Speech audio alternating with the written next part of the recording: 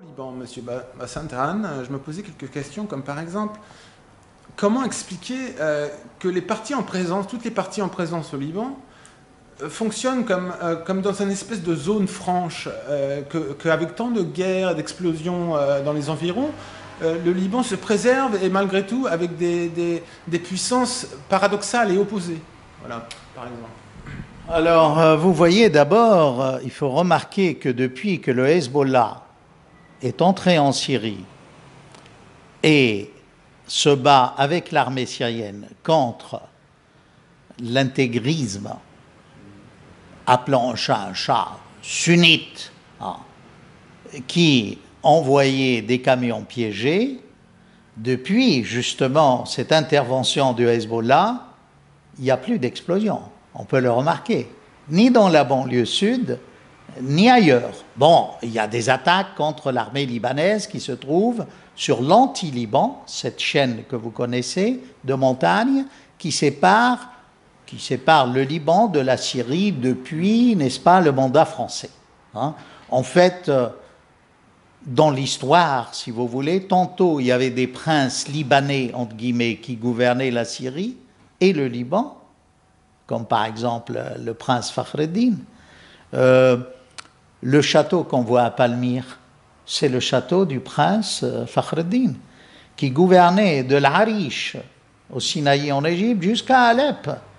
Et parfois, c'était le contraire, c'était des princes omeyyades, ça c'est le début, qui avaient leur lieu d'estivage à Anjar, n'est-ce pas, autour de ces beaux petits lacs, ces fontaines, ces ruisseaux qui se trouvent dans la Bekaa, qui gouvernaient évidemment non seulement le Liban, la Syrie, mais le monde à l'époque, des Omeyyades. C'était, vous voyez, alors ça je tenais à le préciser, quand même, parce que on critique beaucoup le Hezbollah, c'est quand même grâce à ces batailles gagnées dans le Qalamoun, cette région, n'est-ce pas, frontalière entre la Syrie et le Liban, que le Liban connaît, si vous voulez, une période sans explosion, sans camions piégés. Bon, ça ne veut pas dire que les problèmes, pour autant, sont résolus, pas du tout. Alors, maintenant, pour répondre d'une manière générale à votre question, vous savez, le Liban a vécu une guerre civile atroce, où les communautés se sont entretuées avec des interventions étrangères et qui finalement a abouti à l'expulsion des Palestiniens de l'OLP. En gros. Bon, ça avait à un moment donné même appauvri économiquement le Liban, parce que la présence de l'OLP apportait beaucoup d'argent, mine de rien. Bon. Maintenant... Il reste encore dans des camps. Oui, mais ce n'est plus, si vous voulez, le centre de commandement n'est plus au Liban, alors que c'était au Liban. Vous voyez, c'est très important, cet aspect des choses. Alors évidemment, il y a maintenant des camps où les Palestiniens sont là, mais c'est plutôt, si vous voulez, ils sont dans une situation difficile, de faiblesse, alors qu'à un moment donné, au Liban, ils étaient très forts. Et, pour ne rien vous cacher, vraiment, c'était un État dans l'État. Moi, je me souviens une fois d'avoir été contrôlé, place des Martyrs, en plein centre de Beyrouth, par un Palestinien qui m'a demandé mes papiers. Vous vous rendez compte? Je vous parle de ça, c'était dans les années 70, ce qui est inadmissible. Vous me direz, oui, mais maintenant vous pouvez être contrôlé par un Hezbollah ou quelqu'un du 14 mars. C'est vrai. C'est le problème d'un petit pays où il y a 24 communautés différentes, ethnico-religieuses, et il y a une marge de liberté qu'on ne trouve pas dans le reste du monde arabe. Voyez-vous? Je voudrais juste poursuivre justement oui. Par rapport à ces frontières. Donc, est-ce que ces frontières sont stables? Comment voyez-vous dans un futur proche et lointain? Est-ce que vous voyez le Liban circoncis avec les mêmes frontières Vous voyez, Vous voyez, les frontières actuelles, le Liban actuel qui a à peu près 10 000 km², qui est un tout petit pays, le tracé de ces frontières n'a jamais été reconnu par la Syrie. Ah, vous voyez, mais, depuis que l'armée syrienne a quitté le Liban, il y a de ça quelques années, comme vous le savez, après l'assassinat de Hariri, on était allés, Syriens et Libanais, sur une voie de concorde, dirais-je, pour dire, bon, on va fixer le tracé. Et puis, malheureusement, il y a eu le printemps arabe. Je dis malheureusement, parce que finalement, ce printemps arabe, on n'en voit pas les fruits positifs qui apportent bien-être, démocratie, en monde arabe. On a vu lors de la crise dernièrement, de la crise des poubelles, bon, non seulement, disons que c'est l'apothéose, disons, puisque les problèmes intrinsèques au Liban, l'électricité, l'eau, les poubelles étaient déjà un problème, même en temps normal. Donc, mais maintenant, ça explose encore plus. Et on a entendu sur CNN citer de printemps arabe. Est-ce que vous pensez que le théâtre peut continuer au Liban, donc? Alors vous voyez, cette crise de poubelle en fait est révélatrice d'un malaise que vit la société libanaise et surtout la classe politique. La vie politique au Liban, évidemment depuis le temps qu'il y a une vacance du président de la République, il n'y a pas de président. Alors je ne veux pas entrer dans les détails, pourquoi ça traîne cette histoire. Vous le savez mieux que moi, il y a une sorte d'équilibre entre les forces politiques et chacun bloque l'autre. Mais ça ne peut pas continuer. Maintenant, pour parler techniquement, vous avez cité l'électricité, il ne faut pas oublier que fermer la frontière entre la Syrie et le Liban, ce qui est actuellement le cas, parce que l'économie libanaise, tout passait par la Syrie. Le Liban n'a de frontière qu'avec la Syrie et Israël. Avec Israël, il ne commerce pas, du moins en principe. Avec la Turquie, c'est par voie de mer. Je parle de frontières terrestres. Donc, tout passait par la Syrie. Ceci dit, maintenant que la Syrie est chaotique et qu'il y a Daesh, les produits libanais ne peuvent pas arriver jusqu'au golfe arabo-persique, d'une part.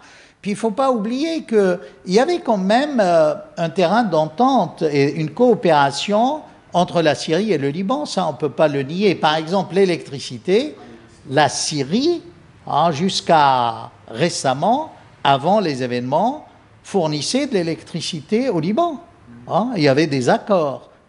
Or maintenant, la Syrie elle-même n'a plus d'électricité. Mais pour revenir, si vous voulez, à ce qui se passe, il y a sûrement des forces étrangères qui veulent déstabiliser le Liban, voyez-vous.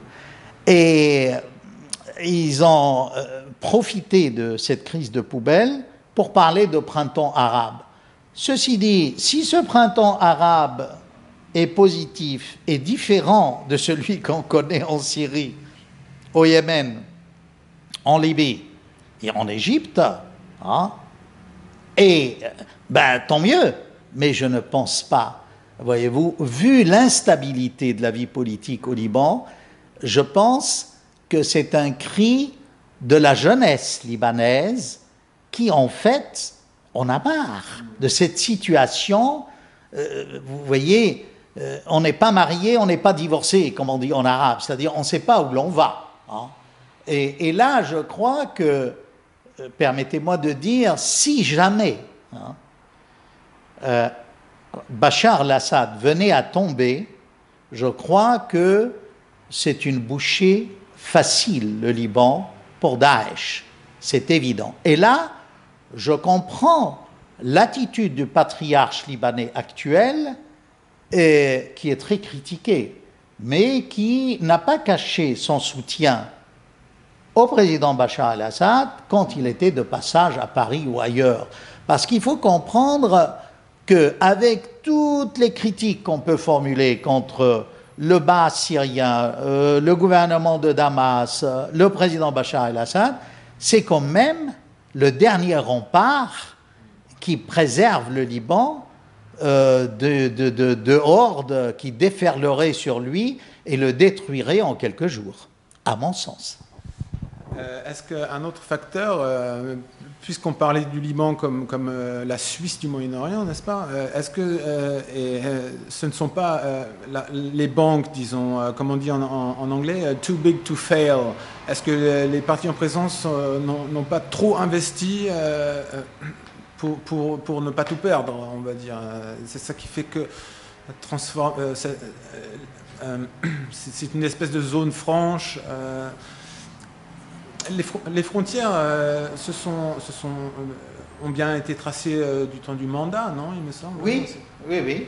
Alors vous voyez, si vous voulez parler du problème financier et de la vie, je dirais, bancaire au Liban, il faut rappeler certaines choses. Avant la guerre civile libanaise, Beyrouth était la plaque tournante financière de tout le Moyen-Orient. Pas simplement financière, culturelle, de liberté d'expression.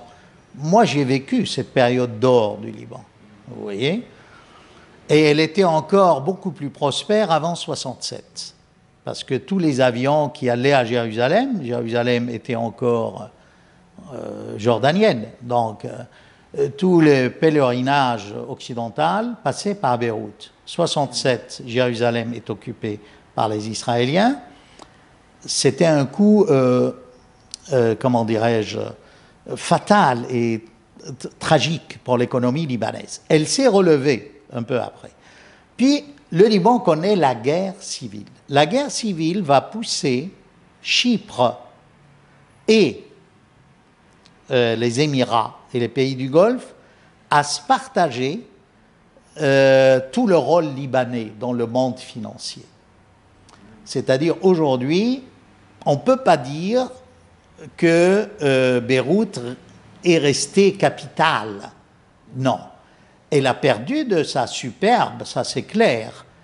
Elle revit, elle renaît de ses cendres, cette belle ville, mais elle a une grande concurrence qui vient de Dubaï. De Dubaï, de tous les pays du Golfe. Et d'ailleurs, quand on examine de près qui sont les grands banquiers du Golfe, c'est souvent des Libanais qui dirigent. Vous voyez, il n'y a pas que Carlos Rosson ou Ghosn, comme on prononce à la française, qui soit de renommée internationale, qui dirige, n'est-ce pas, Renault et Nissan. Non, il y a des... le Liban, pendant des décennies, a fourni, non seulement au monde arabe, mais au monde entier, des cadres de très très haut niveau, très haut niveau. Malheureusement pour la France, les jeunes Libanais maintenant s'orientent beaucoup plus vers les États-Unis que vers nos grandes écoles. Je vous en parle parce qu'ayant été prof à Polytechnique pendant 13 ans, j'ai vu la part des Libanais se rétrécir comme une peau de chagrin.